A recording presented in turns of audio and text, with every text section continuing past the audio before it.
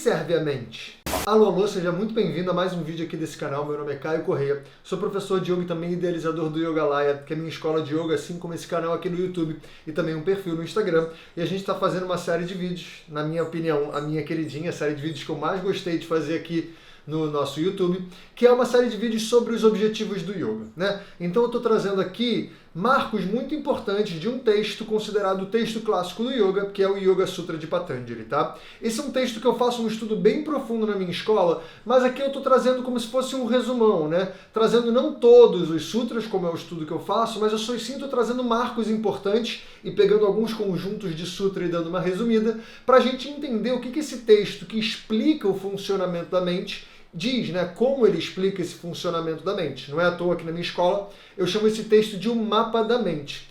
E hoje, justamente, a gente vai investigar um pouquinho, né, depois de toda essa investigação que a gente já está fazendo há muito tempo.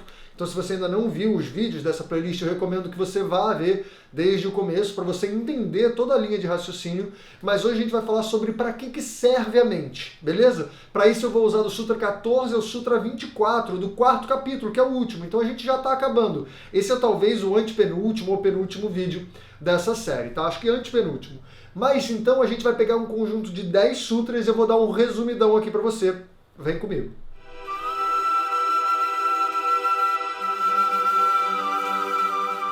Bom, então Patanjali começa no Sutra 14, do quarto capítulo, né, falando que o mundo é real, tá? Porque é importante a gente entender que dentro da cultura védica, ou seja, a cultura que explica os Vedas, né, dentro dessa cultura que provém da Índia, existem diversos darshanas, diversos pontos de vista a partir dos quais a gente olha para esses textos clássicos, que são os Vedas, e interpreta eles. O Yoga é um desses pontos de vista. Em contrapartida, por exemplo, Vedanta, Samkhya, Purvamimamsa, Nyaya, Vaisheshika, são os outros darshanas, né, oficiais. Ainda tem os darshanas não oficiais, como o budismo, tantra e tudo mais. Então, existe, por exemplo, algumas escolas de conhecimento que falam que essa realidade aqui que a gente vive é uma ilusão. É o reino de Maya, né? Talvez você já tenha ouvido falar isso. Para o Yoga, não. Para o Yoga, Patanjali deixa claro aqui que o mundo material é real. Não é à toa que a gente está aqui e a gente consegue desfrutar dele. Então não é para achar que isso aqui é uma ilusão e não importa. Sim, tudo aqui que está acontecendo, se eu estou interagindo com essas coisas, é porque elas estão aqui, é porque elas existem, é porque elas importam, tá? E aí a gente tem que entender qual é a função. Por que eu estou aqui, né? O que é a função da minha mente, o que é a função do eu. E aí ele começa a explicar o que é a diferença do eu e o que é a diferença entre eu e mente, tá? E aí primeiro ele começa falando que Purusha, que é o que a gente chama de o eu, a minha essência, né? Aquilo que é eu por trás de todas as camadas de meu. Então a minha essência, ela é só observador. Ele fala que a essência, ela é imutável. Então a minha essência, aquilo que é eu, ele é imutável ao longo de toda a minha vida. Tá? A gente poderia até falar ao longo de outras vidas, mas não importa aqui, porque aí a gente entra numa questão mais cultural. Mas vamos voltar aqui para o yoga.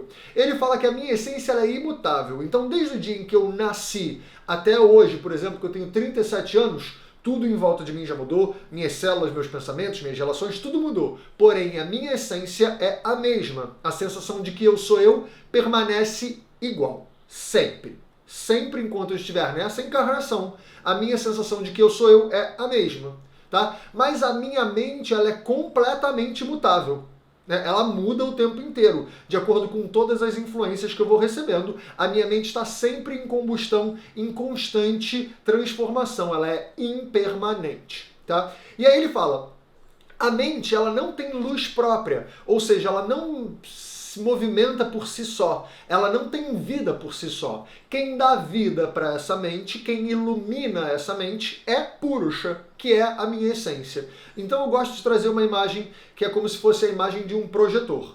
Imagina que tem o projetor, né, que tem aquela luz lá dentro, uma lente e a foto, que esse projetor vai iluminar e essa foto vai ser projetada, né? Essa lente aqui, que é onde a luz bate e reflete para bater na foto, ela não tem, ela é inerte, ela não tem vida, né? Ela só consegue iluminar a foto a partir da luz que está lá dentro, que é a minha essência, que é Purusha, tá? Então, a mente, ela é só uma função, tá? Ela é uma ferramenta que ela não tem vida própria e ela depende de toda a influência daquilo que é o eu para ter vida, né? Aquela vitalidade. A minha mente precisa ser iluminada pela minha essência, tá? E a minha mente normalmente está voltada para fora. E aí, Patanjali também fala, a mente ela consegue perceber fora e consegue perceber dentro, mas não ao mesmo tempo. Então, se a minha mente está voltada para fora, se eu estou olhando para fora, a minha mente consegue perceber fora e às vezes ela esquece disso que é eu, que está por trás disso tudo. E aí a mente começa a achar que ela é dona do negócio, que ela é a comandante do barco, que ela é a regente dessa vida. Sendo que, pela nossa perspectiva, não, né? O eu é a essência, o eu é o observador. Então eu consigo voltar a minha mente para dentro, depois de todo esse processo que a gente vem investigando aqui, e quando eu volto minha mente para dentro, a minha mente consegue ter um vislumbre da minha essência. E aí é como se ela se lembrasse, caramba, pode crer, tem a minha essência ali. Então isso aqui que eu estou vendo fora, isso não é tão importante quanto a minha essência. E aí eu começo a conseguir moldar a forma que eu olho para fora. Eu começo a conseguir ter um discernimento mais adequado. Então, conforme a gente... Imagina aquele espelho antigo, tá? Um espelho dos anos 20, sei lá. Imagina um espelho com uma haste e o espelho daqui na frente que ele vira para um lado e para o outro. Sabe? Aquele espelho que a gente vira para um lado e para o outro. Para um lado e para o outro. É como se fosse esse papel da nossa mente, que às vezes ela está voltada para fora e às vezes ela está voltada para dentro. Normalmente, a nossa mente está sempre voltada para fora e é difícil virá-la para dentro. O que a gente vai fazendo ao longo do processo do yoga é ir lubrificando esses rolamentos, né, essas articulações aqui do espelho para que ele consiga fazer esse movimento de virar para dentro e para fora de maneira mais orgânica, de maneira mais simples. E assim, ele vai tendo cada vez mais vislumbre do que é eu e quando ele se volta para fora novamente, ele tem uma referência. Caramba, pode crer. O eu, o que importa mesmo, a minha essência está aqui dentro. E eu reconheço ela, porque eu consigo, entre aspas, refletir a minha essência. Então é como se fosse um espelho mesmo, né? Quando o espelho se volta para dentro, a essência, esse ser que é a minha essência, que é o observador, ele consegue se ver no reflexo do espelho. Vamos imaginar assim, né? É como o meu olho. Eu não consigo ver o meu olho, porque o meu olho é aquilo que vê. O meu olho só consegue ver o próprio olho através do espelho. E ele nem vê o próprio olho, né? Ele vê o reflexo do olho. Então, quando esse espelho, a mente, se vira para dentro, a minha essência consegue ter um vislumbre do seu reflexo. E aí a gente consegue ir ficando, a mente começa a guardar essa informação de que tem uma essência e de que essa essência é o que ilumina, é o que importa, e eu consigo ter um discernimento. Olha, isso aqui fora tem a sua função, é real, existe, eu interajo com isso, mas o importante não é o que está fora, o importante é o que está dentro. E a partir dessa relação de uma mente mais afiada e que tem vislumbres do eu cada vez que me volto para fora, eu posso olhar com mais qualidade e mais serenidade, para justamente poder fazer as escolhas adequadas, tá?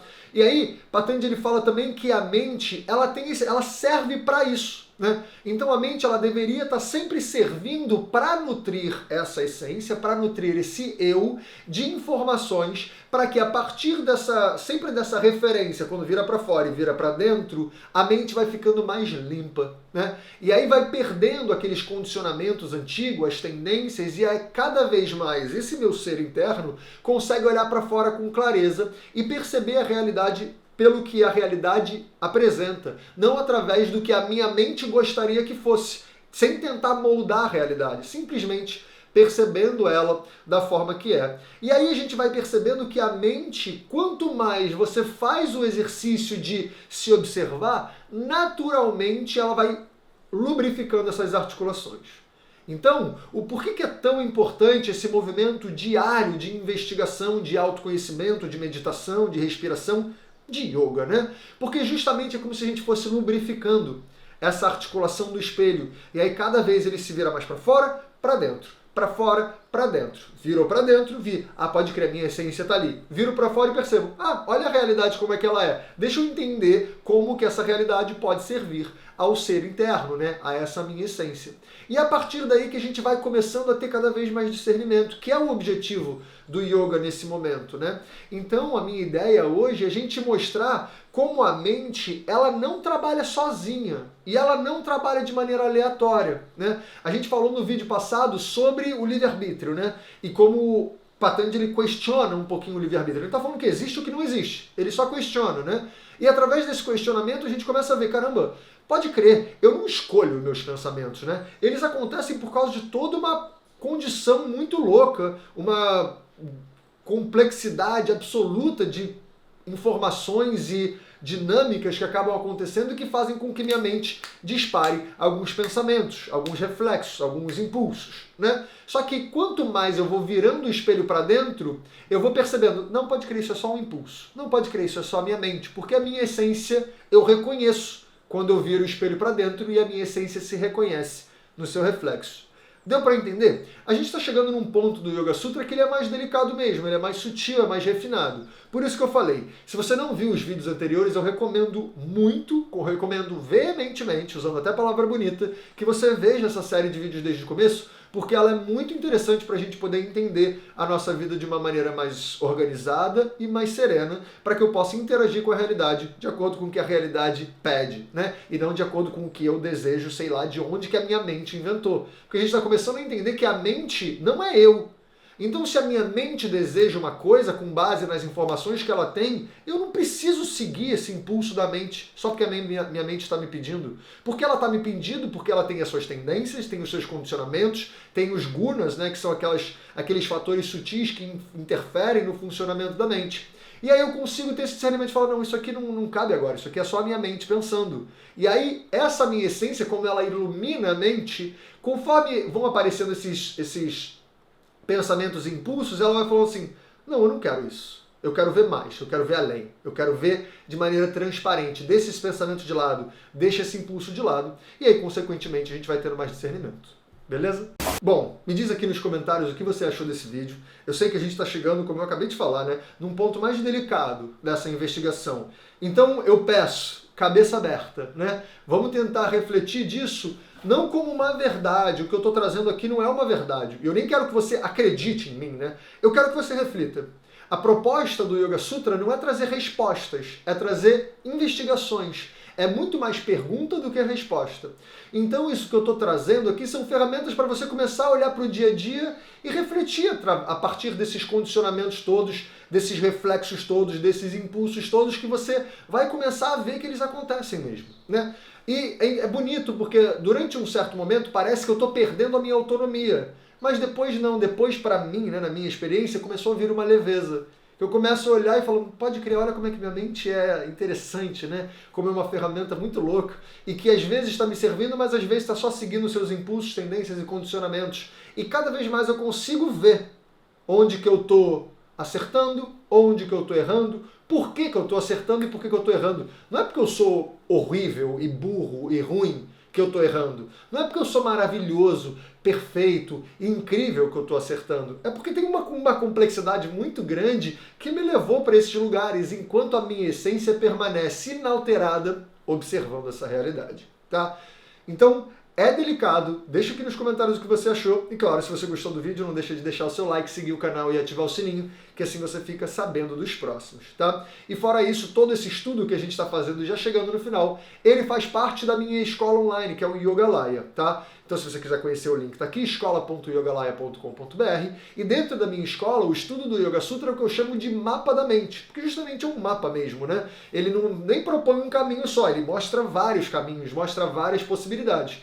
Por isso que eu gosto da ideia de mapa, né? Então, dentro da minha escola, a gente tem esse estudo bem aprofundado, um estudo de um ano inteiro, que começou ontem, na verdade, acabei de lembrar, e que desse estudo a gente pode entender muito legal, de maneira muito interessante, o funcionamento da mente e o objetivo do yoga segundo esse texto clássico. Mas claro que na minha escola online não tem só aula teórica e só aula desse texto. A gente tem aulas práticas das posturas, né, dos pranayamas, que são os respiratórios, das técnicas de maneira geral do yoga. A gente tem diversos tipos de aula. As aulas são sempre ao vivo e online, tá? Minha escola, como eu falei, é uma escola online. Então, as aulas acontecem de maneira ao vivo, mas todas ficam gravadas. Então não se preocupa, caso você não possa ver online, ao vivo, né? Você pode ver online, mas gravado. Todas as aulas ficam gravadas e você não perde conteúdo nenhum. Se você quiser conhecer, lá já tem um padrão de 7 dias gratuitos. É só você entrar lá, se inscrever, você vai poder usufruir uma semana inteira, você vê se encaixa na sua rotina ou não, se você gosta da didática ou não. Se você não quiser, é só você cancelar e não paga nada. Eu nem vou ficar te perguntando. Ok? Fora isso, aqui no YouTube eu lanço vídeos novos todas as quartas e sextas-feiras. Nas quartas-feiras eu lanço vídeos como esse, né, sobre diferentes assuntos, às vezes técnicas, às vezes teoria, às vezes conceitos, mas também às vezes eu lanço outros tipos de vídeo falando sobre o yoga na prática, no dia a dia, tá? E nas sextas-feiras eu pego lives que eu faço lá no Instagram, que são normalmente bate-papos com outros profissionais do ramo do yoga ou de ramos que são complementares ao yoga, ou às vezes lives que eu faço sozinho mesmo, debatendo sobre um tema, e eu trago aqui para que a gente possa ver de uma forma um pouquinho mais interessante, com uma rolagem melhor, né? Você pode pausar, anotar, então é muito mais interessante de ver por aqui. Lá, claro, no Instagram acontece ao vivo, aqui acontece gravado. E aí você pode ver sempre quarta e sexta-feira, às 9 da manhã. E, como eu disse, no Instagram, todos os dias a gente lança conteúdos novos, né? Sempre segundas-feiras, às 8h15, tem uma live, essa live que vem aqui para o YouTube depois. Mas fora isso, todo dia eu lanço algum tipo de conteúdo. Ou um carrossel, que é aquele monte de foto uma do lado da outra, com algum ensinamento do yoga descrito em texto, ou vídeos falando sobre conceitos que eu passo, né, de maneira mais não tão aprofundada quanto aqui, muito menos aprofundada do que na escola, mas são formas da gente se inspirando, né, com conteúdo e pílulas sobre o yoga diariamente, ajuda a gente a nutrir esse caminho que demanda um empenho e uma certa disciplina, né? Então, me segue lá, o meu Instagram tá aqui, né? É @yogalaya_, e a gente pode manter esse contato muito próximo. Então, eu espero te ver ou na minha escola online, ou aqui no YouTube, ou no Instagram. Um beijo e até a próxima.